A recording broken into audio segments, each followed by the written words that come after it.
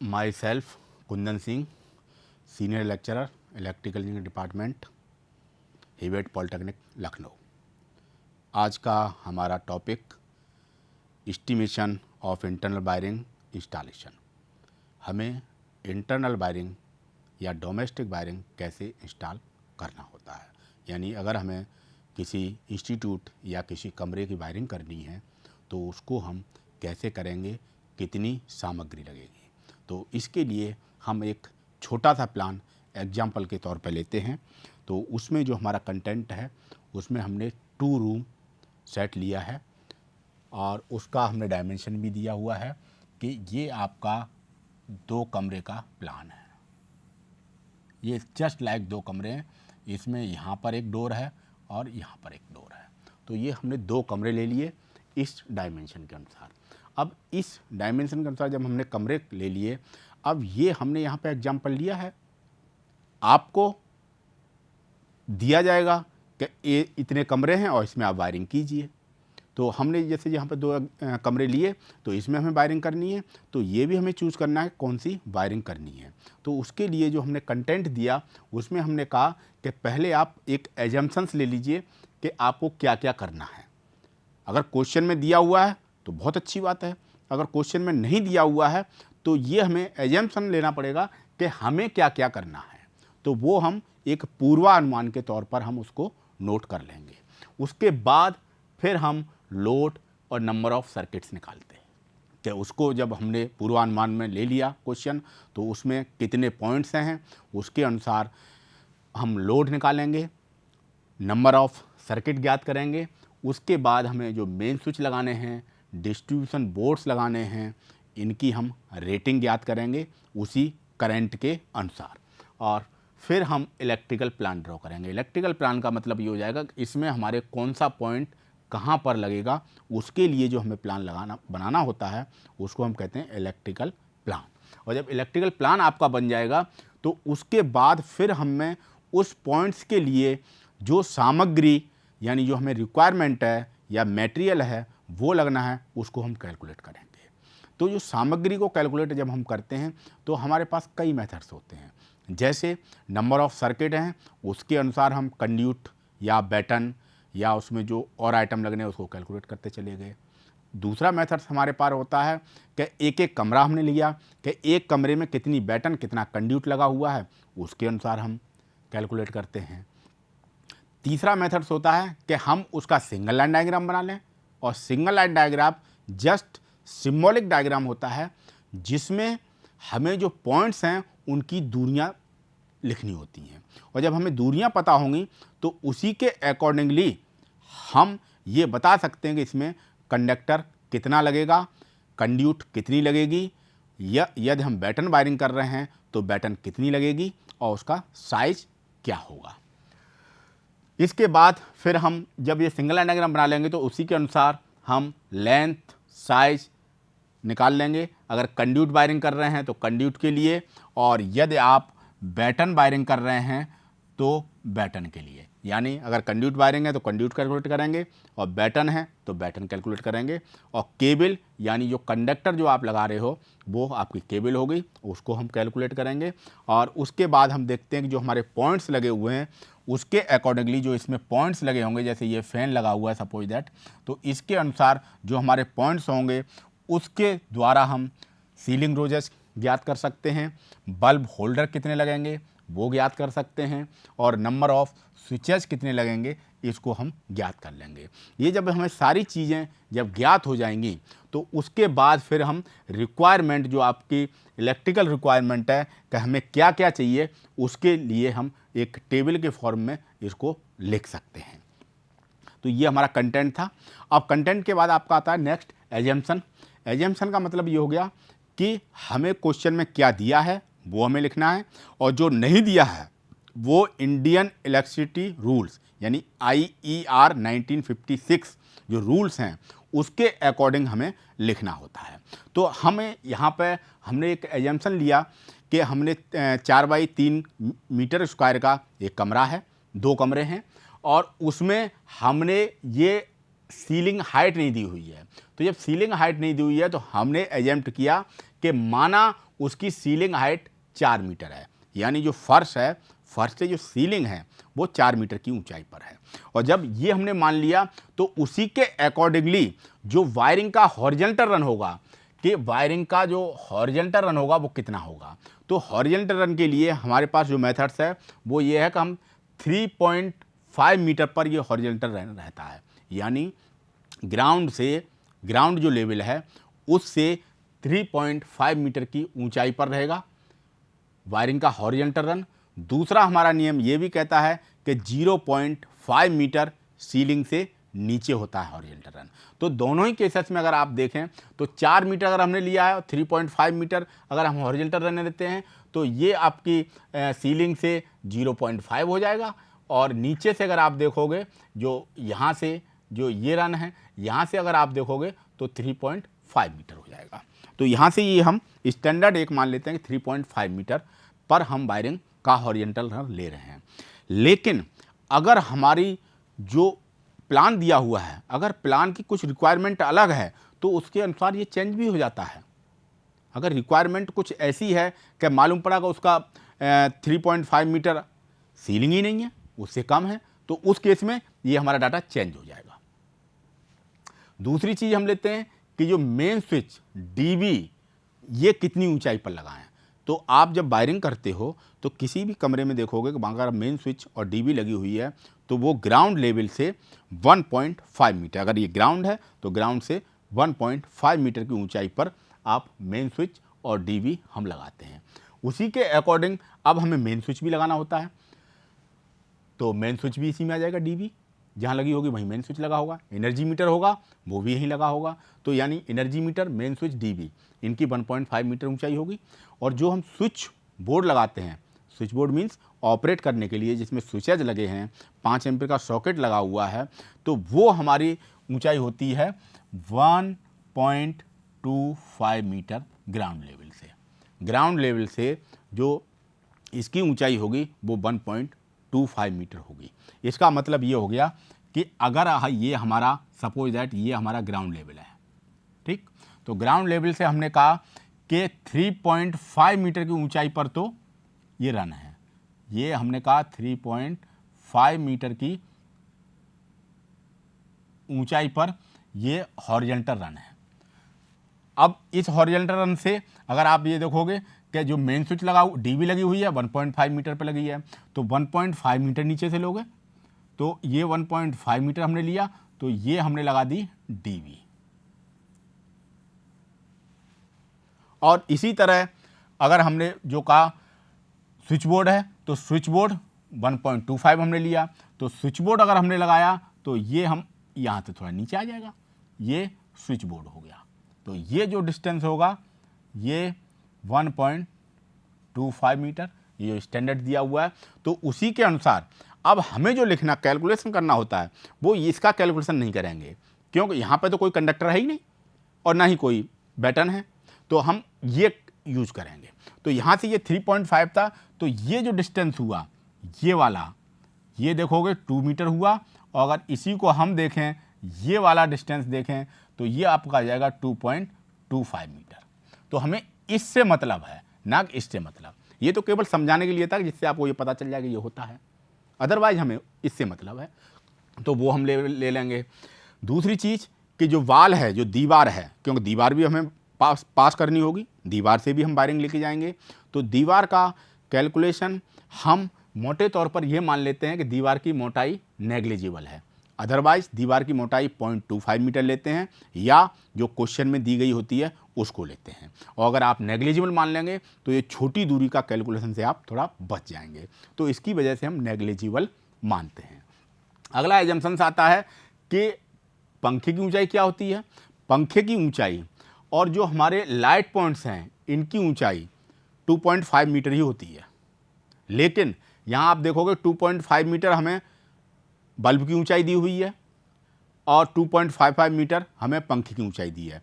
इसका मतलब ये हो गया कि जो हम बल्ब लगा रहे हैं उससे पंखा थोड़ा ऊपर होगा।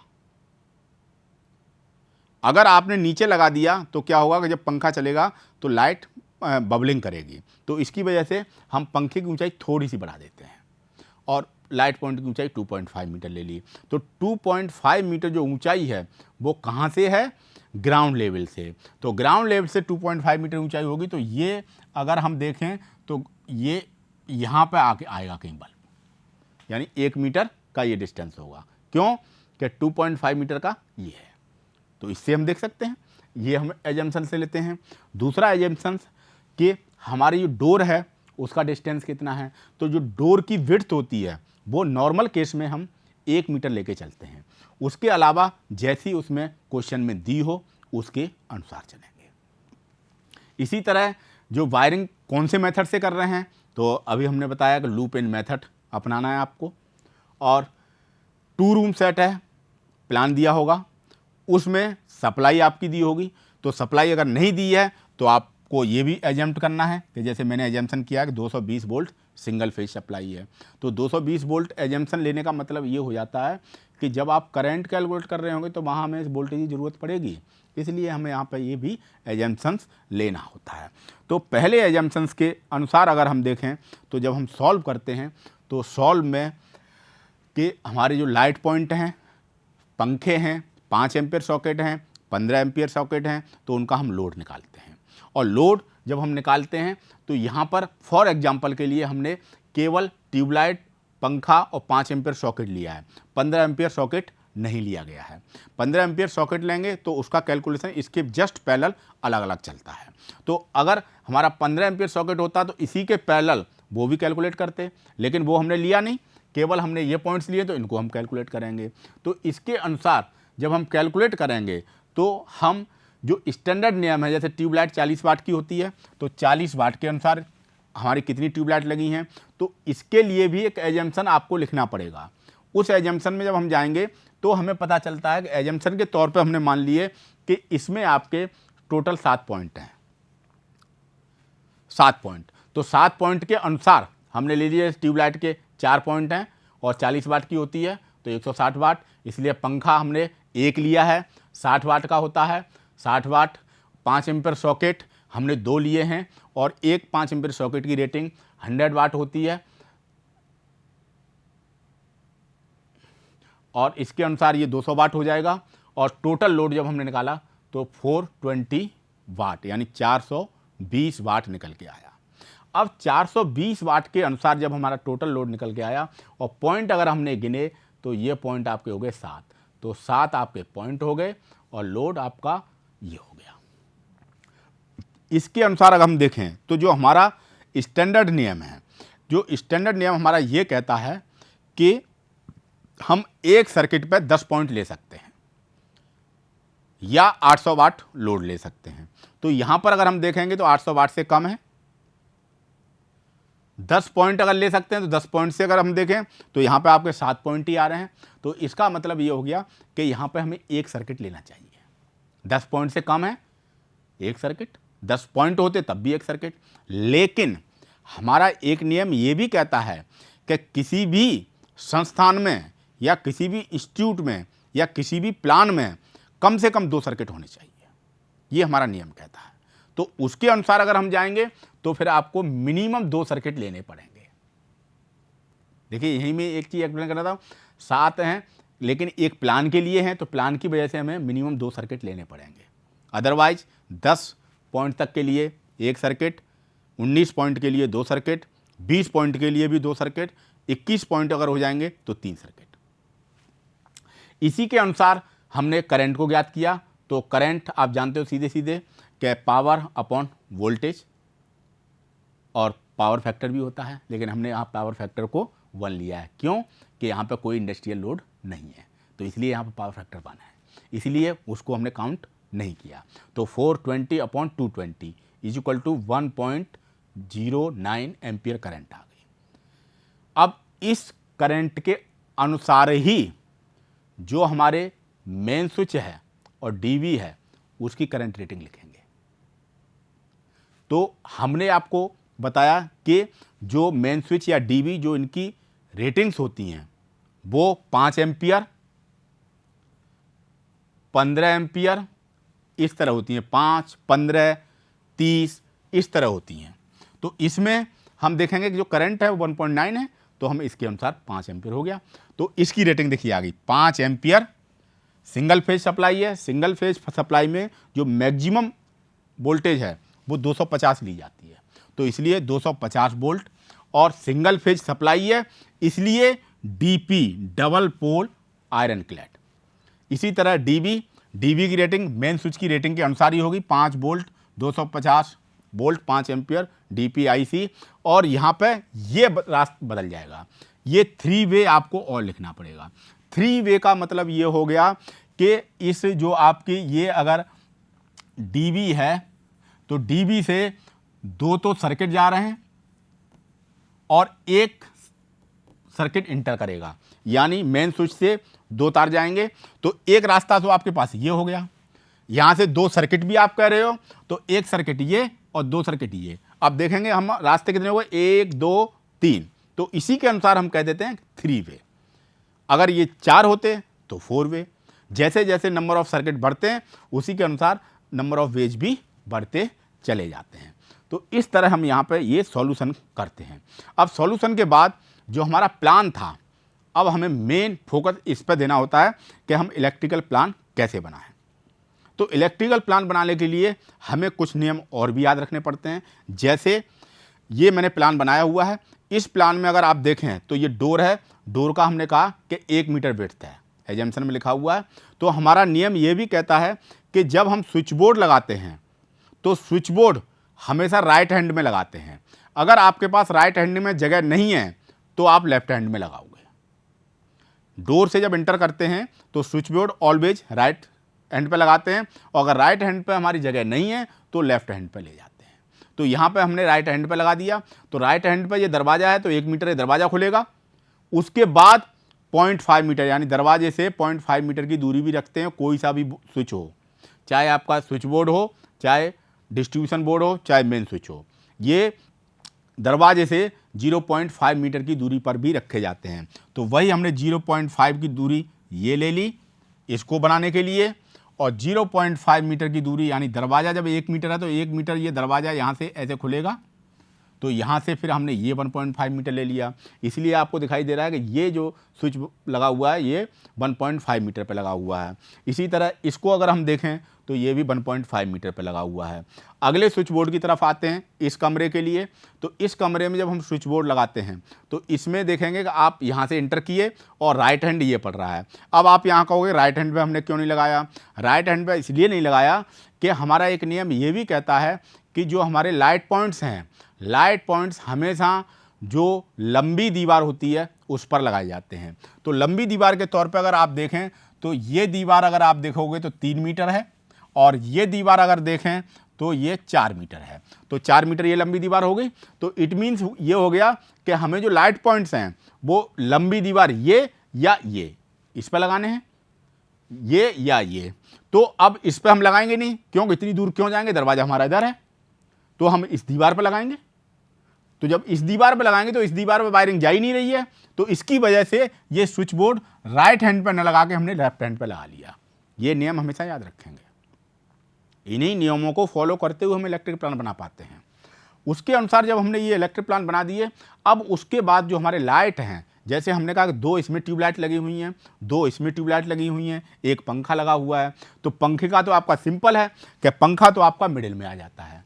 तो पंखा तो बिल्कुल बीचों बीच लगा दिया हमने। इसमें पंखा है नहीं, एक ही पंखा दिया हुआ था। और ट्यूबलाइट है, वो ट्यूबलाइट जो हमारा ल्यूमन है, जिसको हम प्रकाश कह रहे हैं, जो हमें प्रकाश की तीव्रता मिल रही है वो बराबर बराबर मिले। तो बराबर बराबर मिलने के अनुसार हमने ये देखा। तो बराबर के अनुसार अगर हमने देखा तो इसको जब आप देखते हैं तो ये जो आपका यहाँ से यहाँ तक 4 मीटर है, तो यहाँ पे हम ये देखें कि 3 मीटर 2 मीटर हमने ये ले लिया डिस्टेंस, और 1 मीटर ये और 1 मीटर ये। तो 1 मीटर ये, 1 मीटर ये। इसी तरह आपका 1 मीटर ये, 1 मीटर ये, और ये डिस्टेंस हो गया 2 मीटर। इससे क्या हो रहा है, देखिए एक ट्यूबलाइट है, 1 मीटर इधर रोशनी देगी तो 1 मीटर यहाँ तक आएगी, मिडिल में आ गया। ये ट्यूबलाइट है, 1 मीटर अगर इधर जा रही है रोशनी तो 1 मीटर इधर भी जा रही है, यानी कोई भी कोना बचा नहीं। तो जो लाइट का जो डिस्ट्रीब्यूशन था वो आपका इक्वल है। तो जब लाइट का इक्वल डिस्ट्रीब्यूशन करने के लिए हमेशा ये आप देखोगे कि इस तरह हमें लगाना पड़ेगा। तो इसी स्लाइड को हम एक बार दूसरी तरह देखते हैं कि अब जो पंखा है वो आप मिडिल पॉइंट में लगा दो। 5 एम्पियर का सॉकेट है, वो आप जानते हो कि हमेशा बोर्ड पे लगाया जाता है। तो बोर्ड यहाँ पे कहाँ है? स्विच बोर्ड, ये स्विच बोर्ड 2 हमने ये नाम दिया है, तो यहाँ पे आपने लगा दिया। एक स्विच बोर्ड यहाँ पे लगा हुआ है, तो इस पर ये 5 एम्पियर का सॉकेट लगा दिया। तो हमारा जो ये सिंबल है ये स्विच बोर्ड का वो 5 एम्पियर सॉकेट का सिंबल है, और इसके अनुसार हम 5 एम्पियर का सॉकेट इस पर लगा देते हैं। अब लगाने के बाद ये सारी की सारी दूरियां हैं, सारी दूरियां हैं, इन सारी दूरियों को कैलकुलेट करते हैं। यानी जो हमारा पॉइंट्स है उसी के अनुसार हम दूरियां लेते हैं। ये हमेशा याद रखेंगे कि जो हमारी दूरी हैं वो हमेशा इस पॉइंट जो प्लान में दी गई हैं उसी के अनुसार हम दूरी लेते हैं।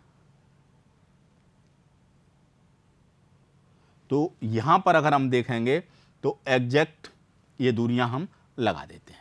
तो यहाँ पर हम ये दूरियां सारी लिख लेंगे। अब हमें जहाँ जहाँ आपकी वायरिंग जा रही है, यहाँ पर मैंने फॉर एग्जांपल के लिए कहा है कि आप बैटन वायरिंग कर रहे हो, तो जब बैटन वायरिंग कर रहे हो तो हमारी बैटन कहाँ कहाँ जा रही है? ये डीवी है, डीवी से यानी डीवी के पास ही आपका मेन स्विच होता है, तो हम डीवी सिम्बॉलिक लिख लेते हैं कि वहाँ पर आपका मेन स्विच भी हो गया और डीबी भी हो जाती है। तो यहाँ से ये दूरी कितनी है? 1.5 मीटर। यहाँ से इसकी दूरी 1 मीटर, यहाँ से इसकी दूरी 0.5 और यहाँ से इसकी दूरी 1.5 मीटर। इसी तरह इधर आते हैं तो ये दूरी 1.5 मीटर, यहाँ से ये दूरी 1 मीटर, ये और इसी तरह हम आगे लिख देते हैं। यहाँ से ये दूरी अगर देखोगे तो ये दूरी आपकी कितनी आ जाएगी? ये जो दूरी होगी, ये दूरी वैसे तो आपको यहाँ दिखाई दे रही होगी कि अगर ये हमारा 3 मीटर है, 3 मीटर, तो ये मिडिल में लगा हुआ है तो 1.5 मीटर होगी, लेकिन एक्चुअल में ये 1.5 से ज़्यादा होगी। क्यों? कि जो वायरिंग का जो हॉरिजॉन्टल रन था वो तो 3.5 मीटर था, जब सीलिंग तक जाएंगे तो सीलिंग आपकी 4 मीटर थी, तो 0.5 वो भी हो गया। हॉरिजॉन्टल रन से जो हॉरिजॉन्टल रन ये जा रहा था, यहाँ से सीलिंग तक पहुँचने के लिए 0.5 ऐड करेंगे और उस 0.5 को जोड़ते हुए 1.5 और ऐड कर देंगे तो 2 मीटर हो जाएगा। तो ये हम सारी जो डिस्टेंसेस हैं, इन डिस्टेंसेस को हम सिंगल लाइन डायग्राम बना लेंगे। तो सिंगल लाइन डायग्राम केवल सिंबॉलिक डायग्राम है। यहाँ पर केवल जो आपकी प्लान में दूरी थी वही हमने लिखी है। जैसे इधर डीबी थी ये, तो डीबी से इस ट्यूबलाइट के पॉइंट तक, यानी ये देखिए वर्टिकल डिस्टेंस है, ये हॉरिजॉन्टल डिस्टेंस है, ये वर्टिकल डिस्टेंस है, ये हॉरिजॉन्टल डिस्टेंस है, ये हॉरिजॉन्टल डिस्टेंस है, ये वर्टिकल है। तो इसमें वर्टिकल हॉरिजॉन्टल के अनुसार हम बांट लेते हैं। तो यहाँ पर जो डीबी लगी हुई थी, पिछले प्लान में आपने देखा था डीबी ये लगी हुई है, तो डीबी हॉरिजॉन्टल से कितनी नीचे रहेगी? 2 मीटर। क्यों? कि ग्राउंड लेवल से 1.5 थी और यहाँ से यहाँ तक ये 3.5 मीटर है, तो 2 मीटर बचा।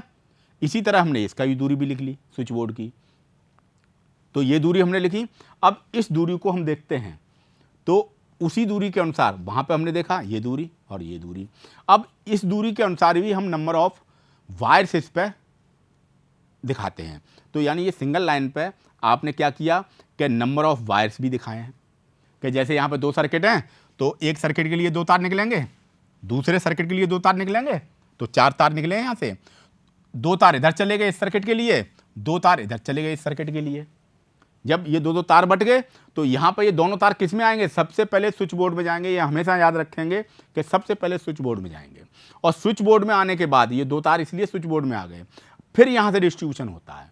फिर यहाँ से एक न्यूट्रल निकालेंगे, तो जो नज़दीक पॉइंट होगा उसमें दे देते हैं। नज़दीक पॉइंट आएगा, ये ट्यूबलाइट है, न्यूट्रल इसमें आया, तो यहाँ से एक न्यूट्रल निकाला वो इसमें आया, फिर यहाँ से न्यूट्रल निकाला वो इसमें गया।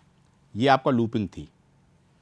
इसी तरह पॉजिटिव, तो पॉजिटिव तो जितने कनेक्टेड हैं उतने निकालेंगे, 1 2 तो 2 पॉजिटिव निकालेंगे। तो यहाँ पे देखिए 5 वायर हो गए, यहाँ पे भी 5 हो गए, और यहाँ पे देखोगे 2 हैं और यहाँ पे देखोगे 3 हैं।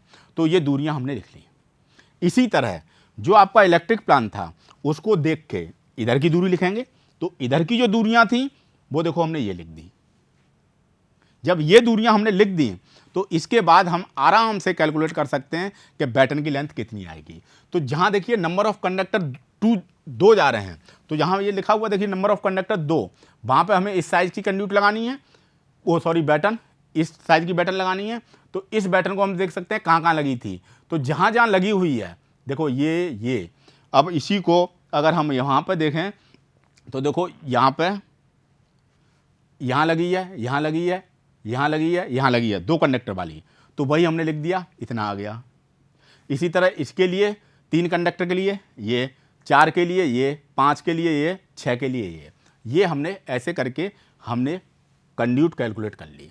तो कंड्यूट जो कैलकुलेट करके आई तो आप देखोगे 13/13 की इतनी आई, 19/13 की इतनी, और 19/13 की ये और है। तो 19/13 की 5.5 और 13/13 की 9.5। इसमें 2 कंडक्टर जा रहे थे, 2 से मल्टीप्लाई किया हमने, ये कंडक्टर लेंथ आ गई। इस पर 3 कंडक्टर जा रहे थे, ये मल्टीप्लाई किया, इतना कंडक्टर आ गया। इसको हमने जोड़ दिया तो ये आपकी कंडक्टर लेंथ आ गई। और जब ये हम निकाल लेते हैं फिर आप पूरा इसको समराइज कर देते हैं। तो समराइज करने में हम क्या करते हैं कि जो हमें रिक्वायर्ड थी मटेरियल की उसको हम पूरा का पूरा समराइज कर देते हैं। समराइजेशन में आप देखते हो कि आपने एक रिक्वायर्ड मटेरियल है, तो रिक्वायर्ड मटेरियल में एक मेन स्विच था, वो आपने लिखा, ये कितना चाहिए 1। इसी तरह डीबी लगानी थी, तो डीबी कितनी चाहिए, ये भी 1 चाहिए, और इसका स्पेसिफिकेशन जरूर लिखेंगे साथ में कितनी चाहिए, और ये स्पेसिफिकेशन हमने पीछे निकाल चुके हैं, वहाँ से लिखा। इसी तरह कंडक्टर 1.5 mm² एल्युमिनियम कंडक्टर लगा रहे हैं, तो जो एल्युमिनियम कंडक्टर है तो इसकी रेटिंग ये होती है मिनिमम के लिए, तो उसके अनुसार हम कैलकुलेट कर देते हैं। ठीक, इसी तरह आपने बैटन जो कैलकुलेट की थी, बैटन डिफरेंट साइज़ की, ये डिफरेंट साइज़ की डिफरेंट लंबाई की बैटन निकाली थी। तो बैटन भी हमने लिख लिया। बैटन एसेसरीज के नाम पे आप बैटन बैंड लगा रहे हो, बैटन बैंड कैलकुलेट कर दोगे। बैटन टी लगाई है उसको हम लिख देंगे। उसी तरह गुल्ली कितनी लगेंगी, वो 40 सेंटीमीटर पर लगानी है, लगभग 60 गुल्ली लगेंगी। इसी तरह वायरिंग क्लिप लगभग 500 लग जाएंगी, क्योंकि ये आपको वायरिंग क्लिप हैं वो हॉरिजेंटल में 10 सेंटीमीटर पर, वर्टिकल पर 15 सेंटीमीटर की दूरी पर लगाई जाती हैं, तो उसके अनुसार इसको कर देंगे। राउंड ब्लॉक आपके कितने लगेंगे, क्योंकि 5 पॉइंट हैं, टोटल 7 हैं, 7 में 2 तो 5 एम्पीयर में चले गए, तो 5 पॉइंट हैं, तो वो 5 ये लगाएंगे। इसी तरह स्विच बैकलाइट 2 बोर्ड हैं, स्विच 1 स्विच 2। इसी तरह आपके सीलिंग रोजेज हैं 5 हैं, और इस तरह इसको समराइज कर देंगे और इसमें अर्थ वायर भी लगाएंगे, और इसी के साथ हम इसको पूरा कैलकुलेट कर देंगे। Thank you.